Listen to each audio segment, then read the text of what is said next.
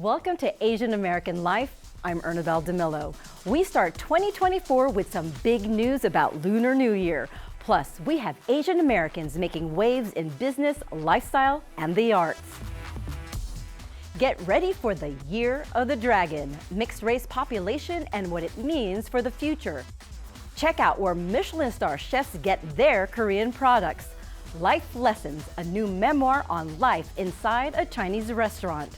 And from Wall Street to million-dollar social media star, we've got your rich BFF. This and more on Asian American Life. I'm Kyung-Yoon. Lunar New Year is now a statewide school holiday in New York, an important first step in recognizing the importance of New York's Asian American community and holiday traditions. I'll make a brand new start of it. It's a beloved New York tradition, revelers gathering in Times Square to ring in the new year that arrives on January 1st. But for many New Yorkers of Asian heritage, there is another New Year based on the lunar calendar that's one of their most important holidays and a cause for celebration. The first moon of the Asian lunar calendar falls on the 10th of February in 2024 and will herald in the Year of the Dragon. Beyond New York, Lunar New Year is celebrated by some 2 billion people around the world, including in China, Korea, Vietnam, and Singapore.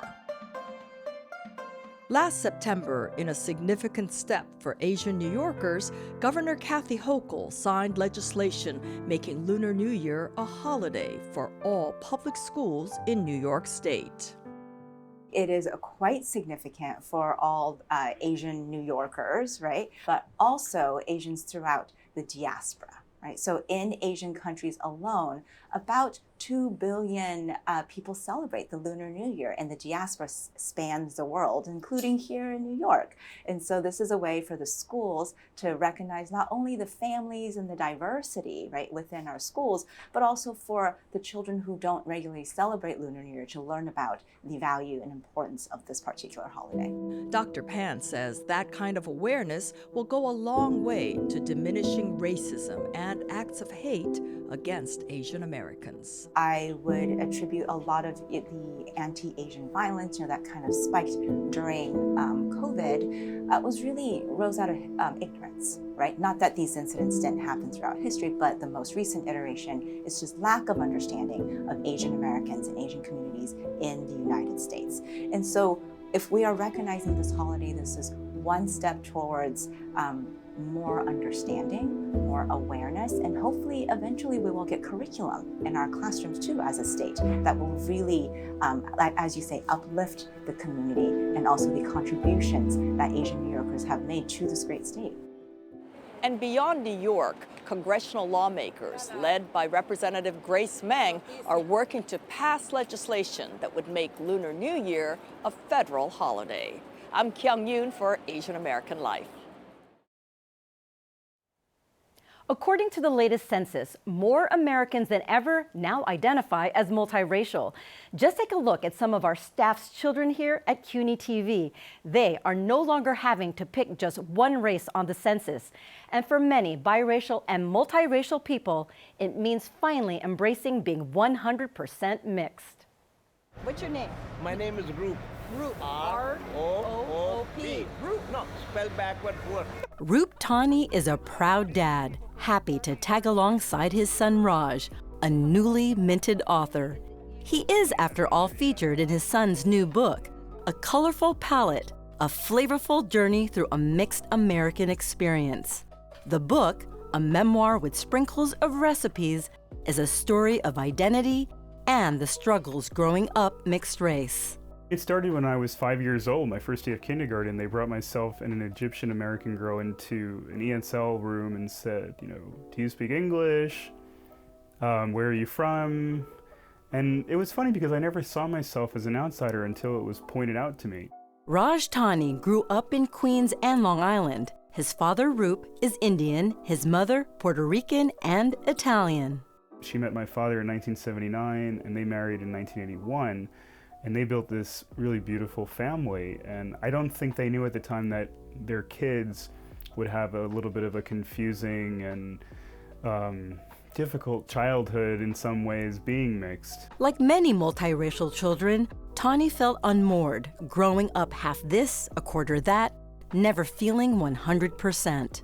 That whole question, what are you? And that's that question I still get to this day. So I never really found myself fitting into the Indian culture too much either, because I didn't look at the part and I wasn't as deeply engaged in it.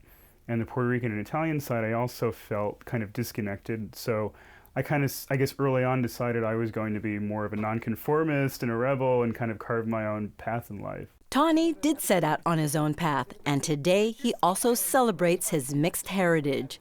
His book is a love letter to his upbringing, where food, a mix of Indian, Italian, and Puerto Rican, was all comforting. Food was an important part for me because while I felt like an outsider everywhere I went, in my house, chopping onions, peeling garlic, mashing meat together with my mom and my grandma, those stories, I asked them at the kitchen counter.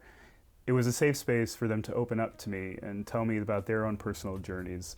Tawney is no longer an outsider. In fact, he is part of the country's fastest growing demographic. According to the 2020 census, more than 33 million Americans identify as being two or more races. That's up by nearly 25 million in the past decade. And this story hits close to home. My daughter is biracial. In 2020, she spoke candidly about her identity on the CUNY show Shades of Us. When I look at myself, I see both sides of my ethnic heritage pretty equally because I'm half Filipino, half white. I think my parents definitely deserve a lot of credit because they have basically exposed me to both cultures and educated me about both cultures, and I've also been very connected to both sides of the family throughout my life. Social scientists say it's the future of America with increased immigration and more interracial relationships. Also, it wasn't until 2000 that the census tweaked its form, allowing people to choose more than one race. There's a beautiful poem called The Mixed Bill of Rights by Dr. Maria P.P. Root that I just love. And it's basically saying that I have the right to choose my own identity. And it can change on the day-to-day, hour-to-hour, and no one has the right to tell me otherwise except for myself. Alex Chester-Iwata's dad is Japanese, and her mother is Ashkenazi Jewish. In 2017, the actress was looking for an outlet that spoke to her mixed Asian identity.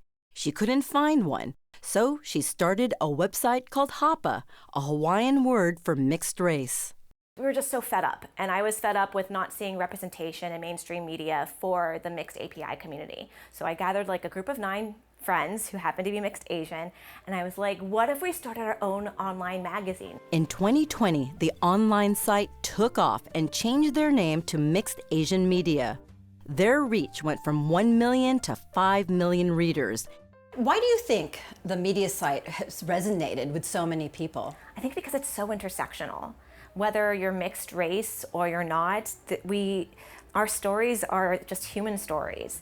Chester-Iwata, who grew up identifying closer to her mother's Jewish culture, learned quickly from Hollywood casting directors that she was not white. I was always constantly being told as a child actor that, oh, you're so exotic. What are you? Do you speak Japanese? Can you do an accent? Despite her so-called exotic looks, she wasn't Asian enough to be cast in Asian roles. Is this a Monty Python question? And wasn't white enough to be cast in white roles. It took many years, but Chester-Iwata finally feels enough, and she credits her own website. I wanted a community. I wanted a place where I felt seen and heard, where I saw people that looked like me with their stories being told. I was tired of feeling isolated, and I knew others felt like that. So 100% my experience in the entertainment industry informed why I created Mixed Asian Media. While her website's popularity grew, so did mixed race Asians in Hollywood and entertainment. Mega pop star Olivia Rodrigo is Filipino and white.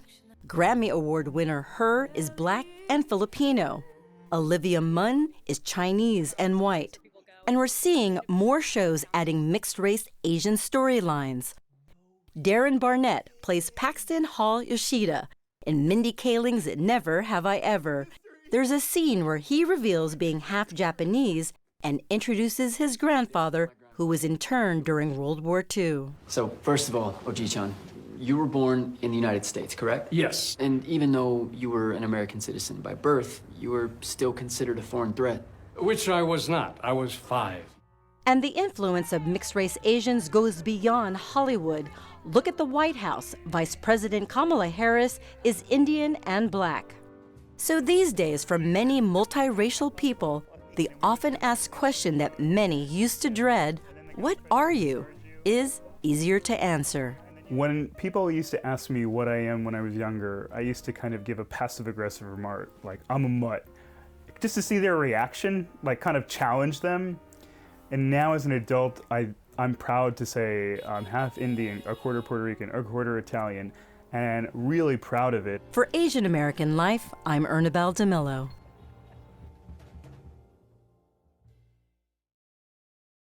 I'm Vivian Lee.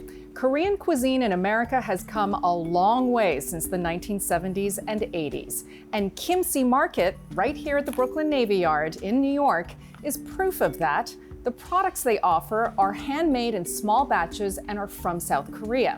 And their ethos is anchored around the quality of rice, which they mill right here on site. We put this. You might think it's just rice. Why custom millet? For Ryan Kim, the grain that feeds billions around the world is a make-or-break staple and key to a great Korean meal. Rice is always there. Other side dishes or main dish always changes. Now the rice itself, if it is a good quality one, just itself elevate the whole dining experience. In order to have the best rice eating experience, is that you freshly mill. He imports 11 varieties of short grain rice grown in South Korea and mills it to order. Milling removes the bran and husk from brown rice and polishes each grain to make it white. The customer can choose how white. Many store-bought brands are grown, milled, and packaged in the U.S., often weeks or months before they hit store shelves. Kim says you can taste the difference in freshly milled rice because it hasn't oxidized as much as store-bought rice. We thought, okay, for best quality that we can provide, we're going to mill the rice only after a customer places an order. Kimchi Market imports artisanal pantry items essential for Korean cooking and sells them online. Hand-pulled noodles, perilla oil, Korean hot chili paste or gochujang, and of course the base of all Korean cuisine, soy sauce. Kimchi Market carries Master Ki Sun-do's soy sauces made with her family's nearly 400-year-old seed soy sauce, which provides the foundation of each successive batch of it. Kim hosted Ki at some of New York's finest restaurants recently for a handful of precious master classes about using her sauce in Korean signature dishes like kimchi. She's the master of it because of all the secrets that she has received from her ancestors. And she's just keep doing it. For them, it's like keeping the family tradition. And now people want this, so that now a lot of renowned chefs around the world come to her. Artisanal usually implies pricey, and many items at Kimchi Market are. A 15-pound bag of the Gowaji variety rice at Kimchi costs about 3 times as much as a 15-pounder of the leading brand of rice at an Asian grocery store. A 160-milliliter bottle of Jirisan sesame oil, $38 at Kimchi Market, while the same size bottle of the leading brand my mom used, $7. But like flour and beans, whose source and process have heightened demand for premium pasta and coffee, Korean pantry items are poised to offer a different experience of home-cooked meals. You can taste the unique, distinctive taste of that coffee bean, roasted in a certain way. Then the coffee that you buy on the street at like $1. Sometimes want to treat yourself better. If you change a few ingredients, then you can have so much better joy when you have your meals. I am so excited when I see that French or non-Korean chefs are coming to us, asking for consultation. And they are using their own creativity, using Korean ingredients, very authentic Korean ingredients that we Koreans have been eating for 5,000 years. Bringing appreciation for K-food to lifelong eaters and new fans, one order at a time. For Asian American Life, I'm Vivian Lee. There are almost 40,000 Chinese restaurants in the USA, and there's a reason for that. Author Curtis Chin dishes on that history alongside his own story of coming of age and coming out at his family's restaurant in 1980s Detroit in his new memoir called Everything I Learned in a Chinese Restaurant. My mom taught me my first lessons. Before diving into math, English, and geography, she began with a little American history. Curtis Chin spills the tea in his funny and self-deprecating coming-of-age memoir, Everything I Learned in a Chinese Restaurant. On the menu, his view of the world growing up as a gay Chinese American from the back of his family's restaurant in Detroit's Chinatown in the 1980s. Anytime my dad met someone who he thought had an interesting job or seemed happy in life, he would call all 6 of his kids to run over and barrage these people with questions, asking them, what do you do for a living? How did you get your job? How much money do you make?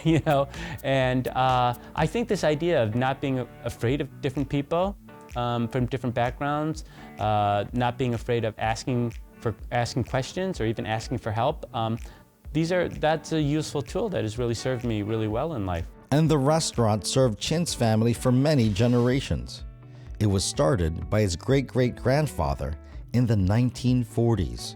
Chinese restaurants play a really major part in the history of not just Chinese Americans, but Asian Americans because of something called the Chinese Exclusion Act. One of the few exceptions was owning a Chinese restaurant. And that's why you see so many Chinese restaurants around, because that was one of the few ways that we could actually come in and immigrate to this country. My great-great-grandfather didn't necessarily have a lot of cooking experience. He decided to open a Chinese restaurant so he could sponsor his kids to come over and join him in America. Chung's became a Detroit mainstay for more than 60 years, attracting folks from all walks of life, including then Detroit Mayor Coleman Young and the actor Yul Brynner. I am king as I was born to be. But the 1980s was a particularly tough time for Motor City. The auto industry was struggling, there was crack cocaine, AIDS. I personally knew 5 people murdered by the time I was 18. One of them was a member of his family association, 27-year-old Vincent Chin, who was out celebrating his bachelor party at a bar when these 2 white auto workers said, it's because of you, Mother Blanks, that we're out of work. And they proceeded to bash his head in with a baseball bat. When you hear about something like that, this vicious attack, you're obviously going to check the newspapers, right? And find out how they're covering it. But no stories appeared. Nothing on the TV, nothing in print. It was a pivotal moment for the budding writer. After realizing that nobody was writing the story, I literally lugged the typewriter from our office into the dining room, and I just started typing away these letters to the editor, asking them to cover the story. Vincent Chin died after 4 days in the hospital. The assailants, Ronald Ebbins and Michael Nitz, were convicted of manslaughter.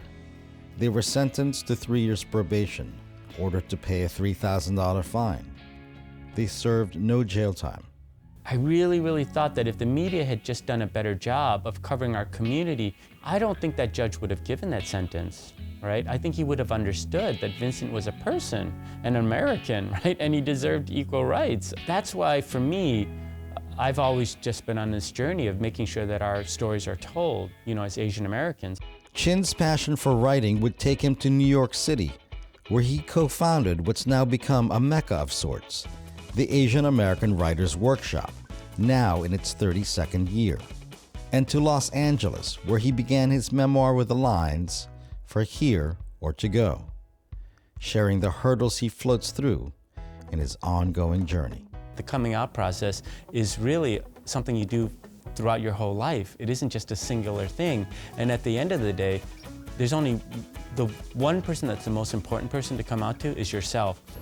Everything I learned in the Chinese restaurant is available at your local bookstore. For Asian American Life, I'm Rainer Ramirez. If one of your New Year's resolutions is getting your financial affairs in order, we have some fantastic tips from a woman who makes money make sense. Do you want to be rich AF? Well, I'm Vivian, your rich BFF and your favorite Wall Street girly, and I can help you get there. No get-rich-quick scheme needed. She's a breath of financial fresh air, and she's your rich BFF. Historically, financial content has catered to older white male populations, and not only did it cater to those populations, it was made by and made for those demographics. And suddenly you have someone who looks like me. I have a young face, I'm a woman, I'm a person of color, I wear hoop earrings and pink t-shirts, and I dress like truly your best friend, your silly best friend who you trust. And suddenly learning about money became cool again. It wasn't talking to your dad's financial advisor, it was talking to your friend. Your friend who's also your free financial advisor. A role Vivian too took on after a lucrative career as a trader on Wall Street had all those around her seeking advice on money matters. They were asking me questions like, what is in your 401k? Which health insurance are you picking? And should we be buying our company stock options? Tu eventually decided to share her advice publicly after catching wind of some sketchy financial tips during the pandemic. She made a TikTok video that went viral, and a week later, she had 100,000 followers. So I don't have any get-rich-quick schemes here. People ask me all the time, they were like, what was so special about that video? What do you think made it go viral? I think it really resonated because it was so authentic. I didn't try to peddle some get-rich-quick scheme, but also because during the pandemic, more and more people were financially minded because they had to be. After that, Tu left her job and started Your Rich BFF. Today, her follower count has grown to almost 7 million across all social media platforms. When Tu reflects on her journey to this point, she sees how the roots of financial responsibility were planted by her parents, who lived a very frugal life as immigrants from China. My parents were good savers, and I think for me, those conversations of saving and storing money were had, but the conversation around growing my wealth, becoming rich, being rich AF, that wasn't for people like me. That wasn't for families like mine. That was for the white family down the street in the much, much larger home. But that mindset changed when Tu graduated from college and became an equities trader on Wall Street. I felt so lucky that an Asian woman was my first boss, because for the first time, I saw someone who came from a modest background, who had no connections coming into this, walk in every single day with a new Chanel bag, a new pair of Gucci stilettos. She just dressed to the nines, and from a very shallow place, I wanted to be just like her. And that desire inspired Vivian to live by her mentor's sound financial advice she now passes on to everyone. First up, the is it worth it equation. Take the cost of any potential purchase divided by your hourly take-home pay, aka how much time do you have to spend at your job to pay for that good or service. You don't want to have lifestyle creep. You don't want to be buying stuff you don't need with money you don't have to impress people you don't even like. Because inflation's making your life more expensive. You can't save your way to rich. You need to invest because your money can work 24/7 and you can't. This does not apply if you are just YOLOing your money into a meme stock or investing in some random cryptocurrency. But NerdWallet did a study that if you have a healthy, diversified, balanced portfolio that is appropriate for your age and your risk tolerance, there is a 99% chance that your investment over a 40-year time period at least stays at the same value. So, you're not losing money. Even better news, there is a 95% chance that you triple your money. Do you need to hire someone to invest, or can you do it on your own? Frankly, I think we can all do it on our own. You can always get a robo-advisor. The fees are much, much lower. With a human advisor, you're probably giving up 1 to 1.25% of your earnings, which over time is probably hundreds of thousands of dollars. So if you just want to learn how to do it yourself, Chu's new book, Rich AF, explains the basics of personal finance while addressing a changing landscape. For people in my generation, for people my age and younger, student debt crisis, up. Wages, stagnating. Cost of housing, 3 to 10x depending on where you live. Cost of education has 10x'd. And we are just not playing the same ball game. And Chu says not only are the rules different, but so are the players. Personal finance for so long has catered to the male, pale, and stale demographic. And this book is a love letter to my leftovers. And people are always like, what does that mean? That seems kind of like rude. I say leftover because these are the populations and demographics that financial services has left behind. This is women. This is people of color. This is the LGBTQ community. This is people who grew up low income, people who are immigrants, people who are from marginalized backgrounds. They have never had financial content that caters to them. And ultimately, my mission is to make this conversation one that is had in every single community. For more free financial advice, check out your Rich BFF on social media or listen to Chu's podcast, Net Worth and Chill. Chu's new book, Rich AF, is out now. For Asian American Life, I'm Susan Jun. And that's our show for now. If you want to learn more about our stories, visit us on Facebook, Instagram, and TikTok at Asian American Life. I'm Ernabel Demillo. Thanks for watching.